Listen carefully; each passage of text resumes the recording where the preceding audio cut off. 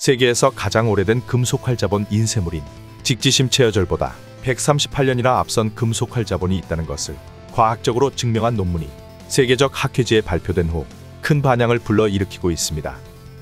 하지만 국내에서는 학계와 지역의 첨예한 이해관계 속에서 이 같은 사실을 애써 외면하고 있습니다. 도대체 왜 이런 일이 벌어지고 있는 것일까요? 불광미디어가 금속활자 인쇄와 관련된 논란에 대해 살펴봤습니다. 경북대 인문학술원의 객원연구원으로 활동 중인 유우식 박사. 유 박사는 지난해 5월부터 11월까지 세계적 학술지 헤리티지에 남명증도가가 세계에서 가장 오래된 금속활자로 인쇄됐을 가능성이 높다는 논문을 지속적으로 게재해왔습니다. 유 박사의 논문은 발표 이후 헤리티지 학술지에 최다 접속 기록을 경신하며 화제를 모았습니다. 유우식 박사는 지난해 5월 1239년 한국에서 인쇄된 세계 최고의 금속활 자본 남명증도가라는 제목의 논문을 헤리티지에 발표한 이후 올해 2월까지 총 4편의 논문을 발표했습니다. 이 논문들은 헤리티지 학술지 홈페이지에서 각각 3654회, 2713회, 1440회, 1598회 등의 조회수를 기록하며 뜨거운 관심을 모으고 있습니다. 최근에는 먹색상 분석을 통한 중세 한국의 인쇄기술 판정이라는 제목의 논문도 게재했습니다. 금속활자로 인쇄된 직지심체요절과 목판본이라고 알려진 남명증도가 공인본의 먹과 잉크의 상태를 과학적으로 비교한 것입니다. 유 박사는 이 논문에서 남명증도가 공인본이 알려진 것과는 달리 금속활자 인쇄본인 직지심체요절의 먹 인쇄 특징과 유사하다며 공인본이 금속활자일 가능성이 높다고 주장했습니다. 유 박사의 논문은 발표되는 대로 접속수와 다운로드 수가 최상위에 랭크되는 관심을 끌었습니다. 유우식 박사의 논문이 관심을 모으고 있는 것은 활자인쇄의 역사에서 독보적 위치를 차지하고 있는 고려시대의 직지심체요절보다 무려 138년이나 앞선 또 다른 금속활 자본 인쇄물을 과학적 방식으로 입증하고 있기 때문입니다. 유우식 박사가 금속활자로 인쇄됐다고 논문을 통해 입증하고 있는 책은 2012년에 보물로 지정된 공인본 남명천하상 송증도가입니다. 흔히 남명증도가라는 이름으로 불리는 책이죠. 이 책은 8세기 당나라 현각 스님이 깨달음을 얻고 난 후 깨달음이 무엇인지를 시의 형식으로 정리한 책인 증도가를 원전으로 1076년 송나라의 남명선사 법천이 각 구절 끝에 주석을 붙인 책을 말합니다. 이 책이 고려에 전해져 1239년 고려에서 다시 인쇄된 것입니다. 남명증도가는 2018년까지 총 6종류가 발견됐습니다. 소장처의 이름을 따서 삼성본, 공인본, 반야사본, 대구본 등으로 불립니다. 이중 논란이 되고 있는 것은 삼성본과 공인본입니다.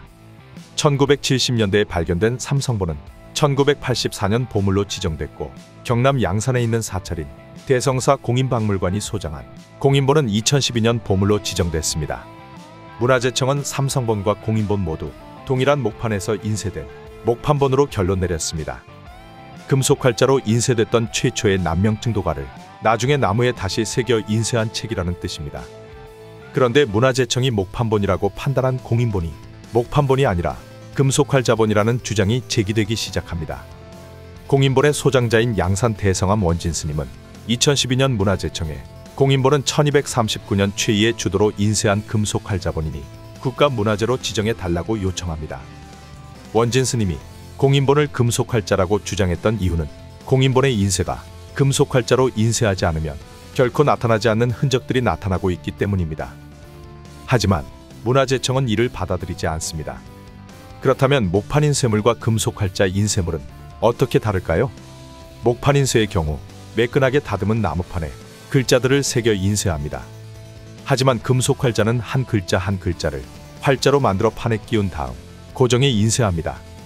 인쇄할 판형이 완성되면 먹을 묻히고 그 위에 종이를 덮어 눌러 인쇄를 하는 방식입니다.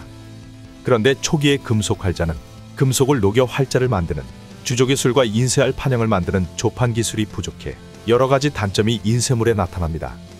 즉 활자의 높이가 미세하게 차이가 나 활자마다 깊이가 다를 수 있습니다. 이 때문에 인쇄물의 품질이 들쭉날쭉합니다. 또 금속활 자본은 목판본과 달리 글자의 일부가 흐리게 인쇄되거나 심지어 절반만 인쇄되는 경우들도 많이 발견됩니다. 뿐만 아니라 나무 재질인 목판본과 금속 재질인 금속활자는 사용되는 먹이 다릅니다. 나무는 먹을 자연스럽게 흡수하면서 종이에 인쇄되지만 금속 활자에 일반 먹을 칠하면 금속의 표면 장력 때문에 미세한 거품이 일어나 인쇄가 잘 되지 않는 특징이 있습니다. 이런 목판 인쇄와 금속 활자의 인쇄 특징을 바탕으로 난명증도가 삼성본과 공인본을 비교하면 이런 차이는 더욱 뚜렷해집니다. 두 판본을 사진으로 정밀 촬영해 비교해보면 인쇄 상태뿐 아니라 글자의 크기나 글자 모양도 부분적으로 다르다는 것을 쉽게 알 수 있습니다. 또 난명증도가의 마지막 부분에 쓰인 발문에 대한 해석도 논란입니다. 고려시대 최고의 권력자였던 최이가 남긴 발문은 어시모공 중조주자본이라고 쓰여 있습니다. 공인본이 목판본이라고 주장하는 측에서는 이 문장이 어시모공, 즉 글자를 새기는 장인들을 모집해 중조주자본, 즉 금속활자본을 목판으로 거듭 번각했다고 해석합니다. 1239년 이전에 만들어진 금속활자본이 따로 있고 이를 나무에 붙여 목판본을 다시 새겼다는 의미라는 것입니다. 하지만 이 문장에 대해서도 다르게 해석해야 한다는 주장이 계속 나오고 있습니다. 고전번역원에서 번역위원으로 재직 중인 김승균 선생은 불교TV와의 인터뷰에서 목판에 새긴다는 뜻으로는 새길 각자를 쓰거나 도장 인자를 써서 각인이라고 표현하는데 이 문장에는 새길 조자를 쓰고 있다며 의문을 표시했습니다. 우리나라 최고의 한학자 중 한 분으로 손꼽히는 구봉 이정섭 선생도 중조주자본이라는 구절은 주자본, 즉 금속활자로 다시 새겼다는 의미로 풀이합니다. 난명증도가가 금속활자 인쇄본이라는 논문을 낸 유우식 박사는 문화재나 인쇄술 전문가는 아닙니다. 유 박사는 공학 박사이고 반도체 설비 전문가입니다. 미국 캘리포니아에서 반도체의 정밀 측정 장비를 개발하는 웨이퍼 마스터스라는 기업을 운영하는 기업가입니다. 반도체 전문가인 그가 난명증도가에 대한 연구를 시작한 계기는 조금 특별합니다. 그는 사진을 정밀하게 비교해 반도체 품질을 검사하는 프로그램인 픽맨을 개발해 운영해오고 있습니다. 유우식 박사는 난명증도가 삼성본과 공인본을 자신이 개발한 픽맨 프로그램으로 비교해보다가 두 인쇄물이 큰 차이가 있음을 발견합니다. 그 후 유 박사는 자신의 본업인 반도체 사업과는 별도로 난명증도가 인쇄물들 간의 차이가 왜 생겨나는지를 실증적이고 과학적으로 연구하기 시작합니다. 그리고 지난해 5월 1239년 한국에서 인쇄된 세계에서 가장 오래된 금속 활자체 증도가라는 논문을 스위스에서 발행되는 유명한 학술지 헤리티지에 발표합니다. 직지보다 138년 앞선 1239년에 금속 활자를 사용해 난명증도가를 인쇄했을 가능성이 아주 높다는 것을 밝혀줄 객관적이고 명확한 증거를 발견했다고 주장한 것입니다. 유 박사는 이어 같은 학술지에 계속해 4편의 관련 논문을 더 게재합니다. 그의 이런 주장은 세계 인쇄술 역사를 다시 써야 할 만큼 중대한 내용이었습니다. 그의 논문은 발표 후 엄청난 관심을 받습니다. 헤리티지 홈페이지를 통해 그의 논문을 다운로드하고 본 사람이 논문당 수천 회를 넘습니다. 일반적으로 소수의 전문가들만 찾아보는 연구 논문의 조회수가 수천 건을 넘는 것은 이례적인 일입니다. 유우식 박사는 어떻게 공인본이 금속활자로 인쇄되었다고 과학적으로 증명한 것일까요? 유 박사는 자신이 개발한 프로그램 덕분이라고 말합니다. 반도체는 나노미터 크기의 미세한 크기와 모양을 오차 없이 생산하는 것이 중요한데 그가 개발한 프로그램 픽맨이 이러한 오차를 줄이는 역할을 합니다. 즉, 사진이나 이미지를 비교해 수치를 정밀하게 자동 측정한 다음 이 데이터를 저장하고 비교 분석할 수 있도록 설계되었기 때문입니다. 이 프로그램을 통해 공인본과 삼성본을 대조한 후 그 차이를 정밀 분석해 동일한 판본인지를 구별해냈다는 것입니다.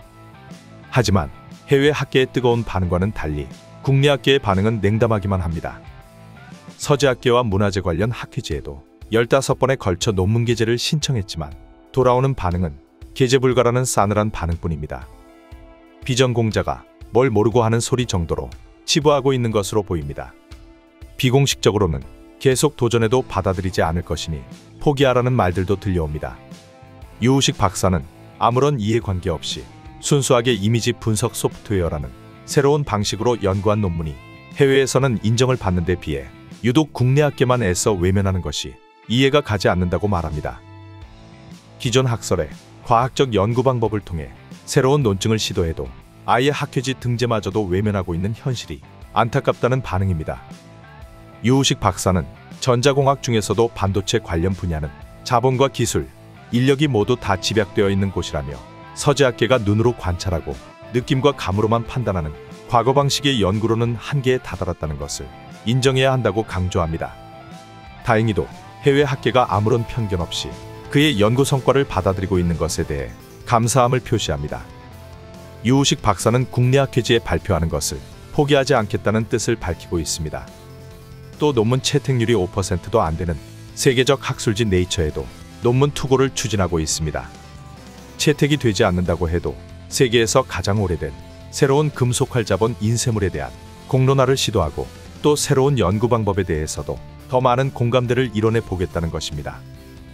유 박사가 답답해하는 것은 기존의 서재학계가 과학적 방법을 이용한 최첨단 분석 기법의 연구를 받아들이려 하지 않는다는 분위기 때문입니다. 해당 분야 전문가가 유관에 의존해 주관적 판본 분석을 해온 것을 하루아침에 바꾸기 힘들겠지만 아예 귀를 막고 이해하지 않으려 한다는 느낌 때문입니다. 유우식 박사는 난명증도가 공인보는 우리가 보유한 소중한 문화유산이자 지금까지 발견된 것 중 가장 오래된 금속활 자본 인쇄물이라고 확신한다며 우리의 소중한 문화유산이 하루빨리 제대로 평가받길 바란다고 강조했습니다.